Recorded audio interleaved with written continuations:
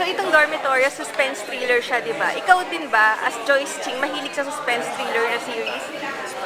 Ako po mahilig lang ako manood, pero sobrang matatakotin ko. Parang may mga moments lang na sobrang gusto ko lang takutin talaga yung sarili ko. Tapos pag nanonood ako, nagtatakot naman ako ng mata, ng bene. Hindi ko naman talaga napapanood dahil basta namin pang moments na nakaganon talaga ako. Pero yun ako, mahilig talaga ako manood ng mga ganong film. Basta bukas ilaw or kasama ko. Basta marami akong kasama. Tapos gusto ko may kasama akong duwag. Ako nanonood ako. Para meron akong pagbabalingan na, ay, duwagan. So anong mga aabangan namin dito sa Dormitorio? Sa Dormitorio, marami pong dapat abangan dahil ang daming sekreto na mismong kaming cast, eh talagang clueless kami kung sino ka pa talaga yung matay kay Maika, ganyan.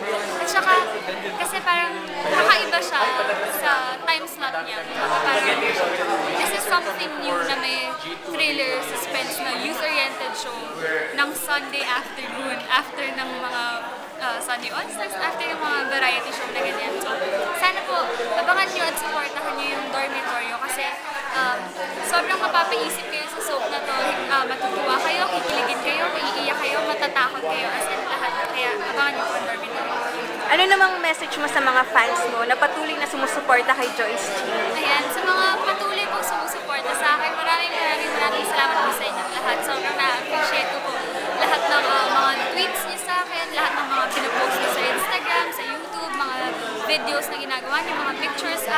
Sorry din kung hindi ko kayo laging nare-replyan online kasi minsan kapag nag-Twitter party ako, syempre pag nagpapatong-patong yung questions, hindi ko nasasagot lahat. So sana huwag kayo magtampo at patuloy niyo pa rin ako supportahan dahil love ko rin kayo.